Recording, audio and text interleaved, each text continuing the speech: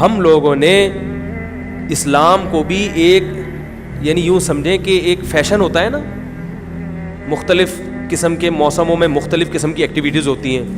محرم میں ہمارے ایک نئی قسم کی ایکٹیویٹیز ہوتی ہیں, ربیع الاول میں الگ قسم کے مسلمان بنے ہوتے ہیں ہم لوگ, ٹھیک ہے نا. تو یہ 2 مہینے خاص طور پر ایسے ہیں جس میں یہ 2 مہینے کی جتنی ہماری ایکٹیویٹیز ہیں وہ سب ہم اخپل طریقے سے گزارتے ہیں. جس طرح اللہ اس کے رسول نے بتایا اس طرح سے نہیں گزارتے. اسلام میں کسی کی یوم ولادت یا یوم شہادت یا یوم وفات اس کو کوئی اہمیت نہیں دی گئی ہے. اگر دی گئی ہوتی تو سب سے پہلے محمد صلی اللہ علیہ وسلم کا یوم وفات کا دن ایسا تھا کہ اس پہ ہمیں غم منانے کا حکم دیا جاتا, اور یوم ولادت ایسی تھی جس پہ ہمیں خوشی منانے کا حکم دیا جاتا. کہیں بھی نہیں ملتا ہمیں. بعض حضرات یہ کہتے ہیں کہ آپ صلی اللہ علیہ وسلم کو خواب آیا تھا جس میں بتایا گیا کہ آپ کے نواسے حضرت حسین جو جنت کے سرداروں کے جنت کے نوجوانوں کے سردار ہیں ان کو آپ کی امت شہید کرے گی. تو آپ بلک بلک کے رونے لگے. اس سے بعض لوگ استدلال کرتے ہیں دیکھو غم حسین میں رونا چاہیے. تو یاد رکھو نبی صلی اللہ علیہ وسلم کو جب اطلاع ملی آپ کو غم ہوا آپ روئے, تو جب بھی کوئی غم کسی کو پہنچتا ہے اس کی آنکھوں سے آنسو نکلنا یہ نیچرل ہے. تو ایسی خبر کو سن کے آپ کو رونا آ جائے تو یہ سنت ہے, اس میں کوئی حرج نہیں ہے. لیکن کیا ہر سال نبی صلی اللہ علیہ وسلم جس دن یہ خواب آیا تھا تو اگلے سال اسی تاریخ میں دوبارہ روئے, پھر اسی تاریخ میں دوبارہ روئے؟ بھائی جب غم کی خبر ملی تو روئے آپ صلی اللہ علیہ وسلم. حضرت جعفر طیار آپ کے چچا زاد بھائی, ان کی شہادت کی آپ کو اطلاع ملی تو بھی آپ کے آنکھوں سے آنسو جاری ہوئے. تو کیا اب حضرت جعفر کے غم میں رونا بھی سنت ہوگا؟ بولو نا بھائی. اگر آپ صلی اللہ علیہ وسلم حضرت عثمان کے دور میں زندہ ہوتے اور اس طرح بے دردی سے حضرت عثمان کو شہید کیا جاتا تو کیا آپ نہ روتے ہیں بھائی؟ تو پھر حضرت عثمان کی یوم شہادت پہ رونا بھی کیا ہے؟ سنت ہونا چاہیے نا. حضرت عثمان کی شہادت کی نبی کو اطلاع ملی تھی, وہ جھوٹی افواہ تھی. صلح حدیبیہ کے موقع پر آپ صلی اللہ علیہ وسلم نے حضرت عثمان کو قاصد بنا کے بھیجا, اطلاع ملی کہ ان کو شہید کر دیا. آپ ایسا درد اور ایسا غضبناک ہوئے کہ آپ نے 1400 صحابہ سے موت پر بیعت کی. تو جب آپ کو سچی مچی کی اطلاع ملتی کہ واقعی ابھی تو افواہ تھی, یقین نہیں تھا, جب آپ صلی اللہ علیہ وسلم کو حقیقت میں اطلاع ملتی کہ آپ شہید ہو گئے تو کیا آپ نہ روتے؟ آپ صلی اللہ علیہ وسلم کو اپنی نواسی آپ کی گود میں تھی, اس کا انتقال ہوا, آپ کی آنکھوں سے آنسو جاری ہوئے. صحابہ نے کہا یا رسول اللہ آپ تو ہمیں صبر کی تلقین کرتے ہیں, آج آپ رو رہے ہیں. تو فرمائیے اللہ کی رحمت ہے, یہ تو اللہ کی رحمت ہے بھائی, اولاد ہے میری. تو کیا جب حضرت وہ جو آپ صلی اللہ علیہ وسلم کی نواسی کا انتقال کی تاریخ آئے گی تو ہم سب روئیں گے بیٹھ کے؟ تو کہاں کی کہاں لگا دیتے ہیں. دیکھو ہر بدعت کو جائز کرنے کے لیے نا کچھ دلیل ہر ایک کو مل جاتی ہے. تو میں بار بار کہتا ہوں جو شیعہ حضرات ہیں ان کا مسلک ہے, وہ تو صحابہ کو نہیں مانتے, تو ان کا جو مسلک ہے ان کو کرنے دیں, ان کے کام میں ٹانگ نہ اڑائیں, نہ ان سے بحث کریں, نہ ان کے کام میں ٹانگ اڑائیں. بولے بھائی آپ کا مسلک ہے آپ کریں. میں کہتا ہوں جو سنی لوگ ہیں جن کے اصول ہی الگ ہیں ان سے, وہ یہ سب کیوں کر رہے ہیں؟ لیکن جب آپ سنی ہیں تو پھر آپ کو ان اصولوں پہ چلنا پڑے گا جو اہل سنت والجماعت علماء نے بتائے ہیں.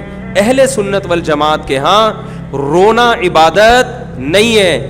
ہاں آپ نے کسی دن کربلا کا واقعہ سنا, چاہے محرم میں سنا, ربیع الاول میں سنا, حضرت حسین رضی اللہ تعالیٰ عنہ کی ایک جو دردناک شہادت کا واقعہ آپ نے سنا, آپ کو رونا آ گیا, تو یہ عین ایمان کی علامت. تو جو خود سے کسی کا واقعہ سن کے رونا آ جائے اس پہ پابندی نہیں ہے, بلکہ اہل بیت سے محبت کی علامت ہے. لیکن یہ واقعہ جب ہم نے بیان کیا حضرت حسین کا تو مجھے رونا آیا, بالکل اسی طرح رونا جب حضرت عثمان کا واقعہ بیان کیا تو بھی آیا. ظلم تو ان پر بھی ہوا تھا, کوئی کم تھوڑی ہوا تھا. تو وہ تو کسی کے بھی وفات کی خبر جب ہم سنتے ہیں تو نیچرلی رونا آتا ہے انسان کو. کبھی وہ انسان کوشش تو برداشت کرنی چاہیے. لیکن اب ہمارے ہاں واقعات سنا کے باقاعدہ رونے کے پروگرام ہوتے ہیں. یہ اسلام کی تعلیمات نہیں ہے, یہ اسلام کی تعلیمات نہیں ہے, کیونکہ اسلام میں صبر کا حکم ہے. جو خود سے رونا آ جائے نا انسان کو تو وہ ایک نیچرلی ہے. اور کربلا کا واقعہ صرف اس نیت سے بیان کرنا کہ تاکہ میں بھی روؤں آپ بھی رو, یہ غلط ہے. یہ اہل سنت والجماعت کے ہاں یہ اسلامی تعلیمات کے منافی ہے. سمجھ میں آ رہی ہے بات کہ نہیں آ رہی؟ اور کسی مخصوص دن کے ساتھ تو ویسے بھی خاص نہیں ہے یہ. اور ویسے بھی شریعت میں صحیح بخاری مسلم کی حدیث ہے, آپ صلی اللہ علیہ وسلم نے نوحہ کرنے والی عورتوں پہ لعنت, نیاحہ کہتے ہیں چیخنا چلانا. آپ کو پتہ ہے زمانے جاہلیت میں جب کسی کی میت ہوتی تھی تو باقاعدہ پیسے دے کے عورتوں کو رلوایا جاتا تھا, پیسے دے کے. آج بھی بہت جگہوں پہ یہ ہو رہا ہے, پیسے دے کے رلوایا جاتا ہے. تو نبی نے تو ان عورتوں پہ لعنت کی ہے جو فری میں روتی ہیں, پیسے دے کے نہیں, جو فری میں میت پہ روتی ہیں. اور چیخ چلا کے رونا تو ویسے ہی حرام ہے اسلام میں. میت پہ جب بھی نبی صلی اللہ علیہ وسلم روئے ہیں آپ کی آنکھوں سے آنسو, بس چیخ چلا کے نہیں روئے ہیں. حضرت جعفر طیار بھی تو اہل بیت میں سے تھے. جب شہید ہوتے ہیں آپ کی 4 جوان بیویاں بیوہ ہوتے ہیں, چھوٹے چھوٹے بچے یتیم ہو جاتے ہیں, تو ان کی بیویاں جب روتی ہیں تو گھر سے باہر آواز آتی ہے. آپ نے پہلی دفعہ سمجھایا جا کے کہ ان سے بولو اپنی آوازوں کو پس کرو. جب دوبارہ تو آپ نے فرمایا منہ پہ خاک پھینک دو جا کے. حالانکہ ان کا جو رشتہ حضرت جعفر طیار سے تھا وہ ہمارا نہیں ہے, ہم تو بہت دور کے ہیں. اہل بیت سے جو جتنا ان کی بیویوں کا رشتہ ہے اتنا تو ہمارا نہیں ہے نا. ان کو چیخ کے رونے کی اجازت نہیں تھی. اور آج ہمارے ہاں کیسے ہوتا ہے, ہاں ہاں ہو چیخ رہے ہیں, پیٹ رہے ہیں. تو بھائی وہ شیعہ حضرات کا ایک مسلک ہے, ان کی رائے ہے, ان کو ان کی رائے پہ چلنے دو. آپ جو اہل سنت والجماعت کو فالو کرتے ہو تو اہل سنت حدیث کی کتابوں کو فالو کرتے ہیں, اور جو ہماری بخاری مسلم ہے شیعہ حضرات نہیں مانتے ان کتابوں کو, وہ نہیں فالو کرتے ان کو. تو ہم تو ان کو فالو کرتے ہیں. اگر آپ کہتے ہو میں نہیں مانتا ان حدیثوں کو تو پھر بہت ساری چیزیں اور بھی ہیں وہ بھی چھوڑ دو. پھر آپ سمجھ میں آ رہی ہے بات, پھر وہ بھی چھوڑ دو. تو ہم تو ان کتابوں کو فالو کرتے ہیں. ہمارے نبی صلی اللہ علیہ وسلم کے احکام ہیں, میت پہ رونا پیٹنا منع. جب حضرت حسین رضی اللہ تعالی عنہ کا قتل ہوا ہے کربلا میں, اور یقیناً یہ بہت بڑا بدترین ظلم تھا تاریخ کا, تو حضرت جو آپ کے اہل بیت جو باقی بچ گئے تھے ان کا کیا ری ایکشن تھا, جو صحیح اسناد سے جو چیزیں ثابت ہیں ان کا کیا ری ایکٹ تھا. کیا امام زین العابدین نے اس طرح سے نوحے کیے تھے کہ آپ نے سینوں کو پیٹا تھا؟ انہوں نے صبر کیا تھا انہوں نے. اور یہی اہل بیت کی شان تھی. تبھی تو قرآن کے الفاظ کیا ہیں کہ نیکی صرف یہ نہیں ادھر ادھر منہ کر کے نمازیں پڑھ لو, بلکہ والصابرین فی البأساء, جو پریشانیوں کے وقت کیا کرتے ہیں, صبر. تو ہماری نظر میں حضرت حسین کا قتل بھی ایک بہت بڑی ٹینشن, بہت بڑی پریشانی, مگر اس پر ہمیں صبر کا حکم ہے. اگر ہمارے اندر انتقام کی طاقت ہوتی تو انتقام لے لیتے ہم. جو بھی قاتلان حسین تھے ہمیں پتہ چلتا کہ یہ ہے, ہم انتقام لیتے ان سے. اگر انتقام نہیں لے, وہ تو چلے گئے دنیا سے اپنے ٹھکانوں کو, جو جس نے جہنم رسید ہونا تھا وہ تو جہنم رسید ہو چکا ہے. اور اللہ نے حضرت حسین رضی اللہ تعالی عنہ کو شہادت کی برکت سے جنت کے جوانوں کا سردار بنا دیا ہے. تو جس کا جو ٹھکانہ تھا, جس ملعون نے جہاں جانا تھا وہ چلا گیا. اب قرآن کیا کہہ رہا ہے, تلک امۃ قد خلت. جہاں بھی قرآن ایسے واقعات بیان کرتے ہیں, یہ قوم تھی جو گزر گئی, لہا ما کسبت, جس نے جو کیا اس کا بدلہ ملے گا, ولکم ما کسبتم, تم اب تمہارے اعمال اللہ دیکھے گا. اعمال کا مطلب دیکھے گا جن چیزوں کو اللہ نے حلال کیا تم اس پر عمل کرتے ہو, جن چیزوں کو حرام قرار دیا اس سے بچتے ہو کہ نہیں بچتے, یہ چیزیں دیکھی جائیں گی. تو محرم کے ایک الگ, ہمیں محرم نبی صلی اللہ علیہ وسلم کی زندگی میں ہمیشہ آیا ہے, اس میں کیا احکام ہے. محرم میں آپ نے نکاح بھی کیا ہے, محرم منحوس نہیں ہے, محرم تو اشہر حرم میں سے ہے, برکت والا مہینہ ہے. اس میں جو کام کیا جائے گا اس میں برکت ہوگی. اس میں شادی بیاہ کریں گے اس میں انشاءاللہ برکت ہوگی, اس میں کوئی اور عبادت کریں گے اس میں برکت.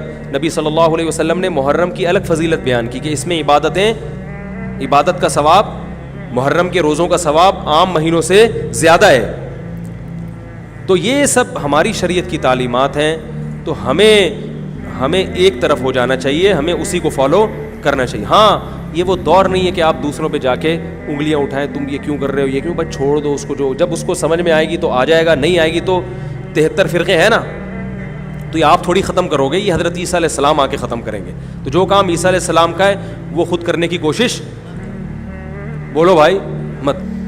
تو فرقواریت کا یہ طریقہ ختم کرنے کا نہیں ہے کہ آپ جا کے ان کو چھیڑیں, تنگ کریں. بھائی یہ بہت عرصے سے چلے آ رہے ہیں, چلتے رہیں گے. جو صحیح ہوگا اس کو حضرت عیسیٰ علیہ السلام نافذ کر دیں گے, جو غلط کو ڈیلیٹ کر دیں گے خود ہی. اگر ہم غلط ہوئے تو حضرت عیسیٰ علیہ السلام سب سے پہلے ہماری گردنیں اڑا کے ہمیں ڈیلیٹ کر دیں گے, ٹھیک ہے نا. اگر وہ غلط ہوئے تو ان کو ختم کر دیں گے. تو یہ ان کا کام ہے, آج کسی کے بس میں یہ نہیں ہے. تو میں یہ اس لیے کہہ رہا ہوں کہ لڑو مت, گالی گلوچ مت کرو, فیس بک پہ ایک دوسرے کے خلاف نیگیٹو کمنٹس مت کرو, کیونکہ ہم اختلافات کے متحمل نہیں ہیں. ہمیں بہرحال قومی سطح پہ ایک ہی بن کے رہنا ہے. پاکستان کے مقابلے میں جو ہمارے دشمن ہیں ان کے مقابلے میں ہمیں ایک بن کے رہنا. جہاں تک مذہب کا تعلق ہے, بھائی آپ کا مسلک اجازت دیتا ہے آپ کریں, ہمارا مسلک ہمیں اس کی اجازت, ہمارا مسلک ہمیں ماتم دیکھنے کی بھی اجازت نہیں دیتا. سمجھ میں آ رہی ہے بات؟ ہمیں دیکھنے کی بھی اجازت نہیں, ہم دیکھیں گے بھی نہیں. آپ کا مسلک ہے آپ کریں.